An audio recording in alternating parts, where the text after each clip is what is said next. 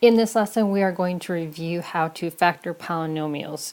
It is available for you to fast forward to maybe the examples that you have forgotten from Algebra 1.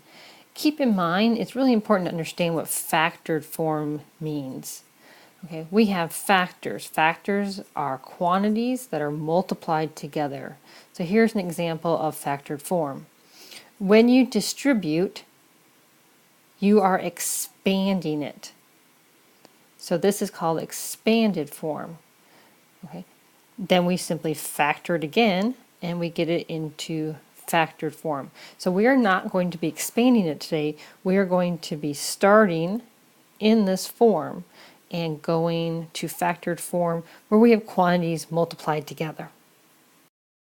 All right, our first example is on factoring a trinomial. All right, to factor a trinomial, and we're going to start with this coefficient being 1.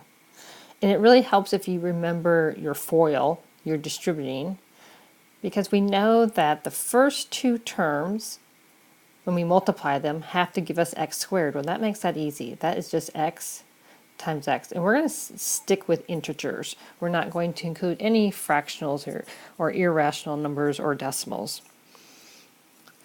The last two terms come from -4. So two numbers that multiply to give us -4. Well, there's a couple different, I think I can think of about 4 different possibilities there of two numbers that multiply to give me -4.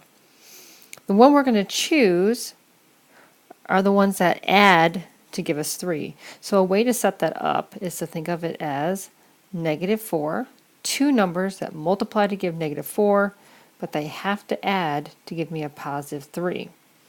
And you can just list out all the possibilities. Be -1, +4, -2, +2. Well, right away I can see it is -1 and +4. So I'm going to come back here and I put -1 and +4. And we have it factored. All right, factoring by grouping is actually a really important skill for Algebra 2. You can see it's a polynomial of a higher degree than 2. So for grouping, we're actually going to group it. It means we're going to divide the problem in half. So I'm going to draw what I call a wall right after the second term, not through the plus sign. And on the left side, I'm going to pull out a GCF, a greatest common factor. Well, they both have an x to the second power. Now if I go back and I divide each of those by x to the second, I have left is x minus 1. So if I was to distribute x squared times x, I better get x to the third, and x squared times -1 gives me -x squared. All right, so I can kind of work backwards as a double check to make sure I have pulled out the correct GCF. All right, now let's go to the right side and pull out a GCF. Well, x and -1, well, the only GCF there is the number 1. So I'm going to pull out a +1. It's important that you put that +1, -1, whichever one you decide it to be. And inside the parentheses, I have x minus 1. And again, just do a quick check. 1 times x is x. 1 times -1 is -1. Now, if you're able to factor by grouping at this point, what is inside the parentheses here, this binomial x minus 1, x minus 1, those are to be exactly the same. If they're not, then you may not be able to factor it by grouping. We can then jump to our two binomials. The first one is going to be these coefficients, the x squared, or I should say the terms out front, and the +1. And my second binomial is x minus 1. And we have it now factored. All right, factoring a trinomial now, only this time the leading coefficient is not a 1, it is a 2. Now if it's a prime number, There are a couple different ways you can factor a trinomial. You can do what we call a guess and check. You can solve it by grouping, or you can solve it by the slip and slide method. And I'm going to show you all three. So the first one is what we call guess and check. If this coefficient out front's a prime number like 2, then I know that the two terms, the beginning of both binomials, have to be 2x and a 1x. That's the only way I can multiply and get 2x squared. If I look at the end, I have a 5. All right, so two numbers that multiply to give me positive 5. Well, I have some options. It could be a 1 and a 5. It could be a 5 and a 1. I could even throw some negatives in there. I could do -1 and -5, right? I think those are my three options. So then I have to mentally think, all right, if I was to multiply, this would give me a 1x. On the outside, I'd have a 2x times 5. So a 1x plus a 10x, that does give me 11x. So that is actually the one that I want, is this one right here. But let's check the other ones just to make sure. If I go down to 5 and 1, that would give me a 5x and a 2x. That's only 7x, which is not 11. And my two negatives, well, that's going to give me, let's see, a -1x, a -10x. That's going to give me a -11x, and I still want a positive x. So then I know that I can go back and I can put in a +1 and a +5. Again, just do a real quick check. Here I have a 1x, and here I have a 10x, because 5 times 2 is 10x. So that 1x plus the 10x gives me 11x. And that's what we call guess and check. But maybe you want a little bit more systematic way to come up with a solution. So let me write the problem over here. I have 2x squared plus 11x plus 5. So I'm going to set up what I call my x here, and I'm going to multiply a times c. Sometimes you hear this called the AC method. That's because we're multiply a times c. So 2 times 5 is 10, and I need these two numbers to multiply to give me a positive 11. So that means they're going to add to give me 11. Well, right off the top of my head, I can say, well, that's 1 and 10. Okay. So I'm going to show you the slip and slide method first. So we start by saying x plus 1, x plus 10. But obviously that's not our answer. Okay, and if you're always kind of doing this mental check, you'll realize, well, wait a minute, x times x is not 2x squared, and 1 times 10 is not 5. So there's obviously more to this problem. And this is where we're going to take this coefficient of 2, and we're going to divide each of these numbers, the 1 by 2 and the 10 by 2. Well, let's simplify that fraction. 1/2 does not simplify any further. However, 10 divided by 2 does simplify, and that gives me a 5.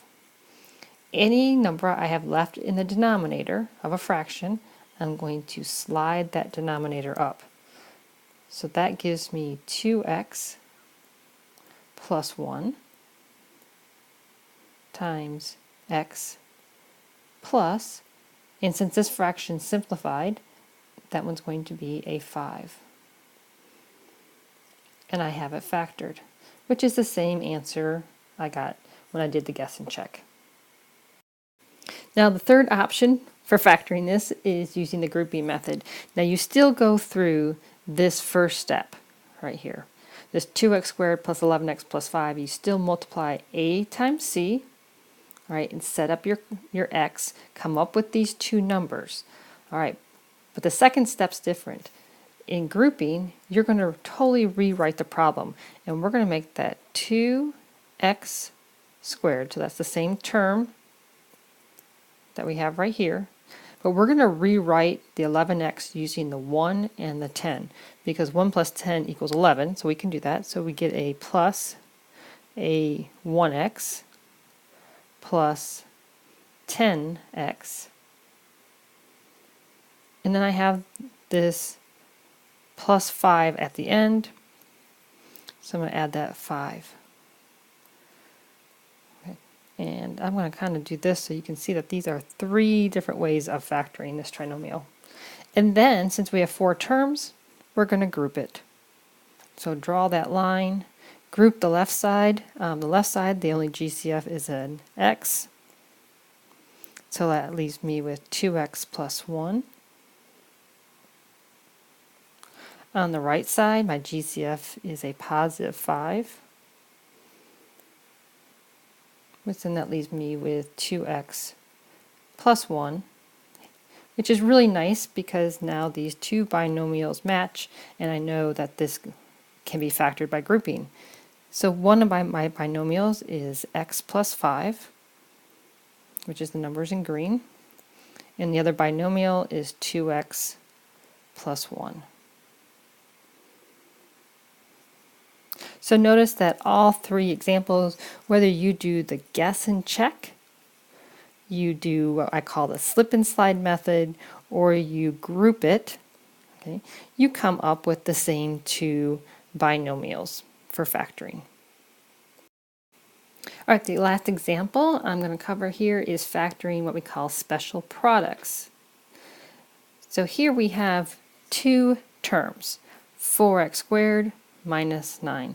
It's not a trinomial, so there's no 3 terms. We're not going to use grouping because with grouping you have to have 4 terms.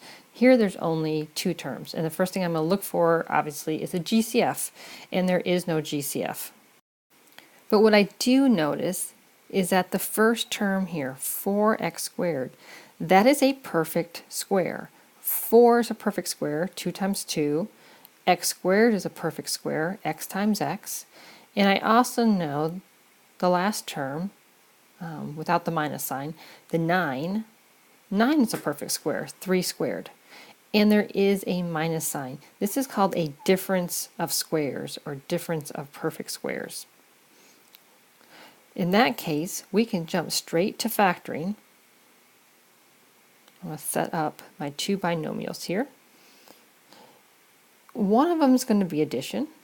One of them is going to be subtraction. And we're simply going to take the square root of 4x squared. That is 2x. So 2x is our first term in each binomial.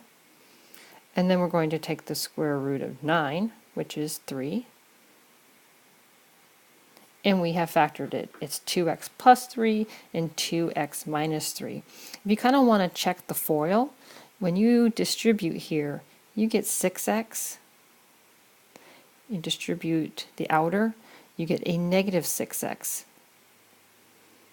Okay. And that's why that middle term drops out. It's really important that you can factor these simple factoring problems, because for Algebra 2 we are going to be factoring more complicated polynomials, which usually involves more than one time of factoring. So maybe, for example, we might pull out a GCF first. Well, then we end up with a trinomial, and then we have to factor that trinomial. Or we might start with a large polynomial and we pull out a GCF, and then we're going to factor it by grouping. And even after grouping, we might have a difference of squares. And so we might have to end up factoring 3, 4, or 5 times. So factoring, really important with polynomials. It was important with quadratics. It's going to be very important when we get to rational functions as well. So it's a skill that it's not going to go away, and it's important that you continue to practice your factoring.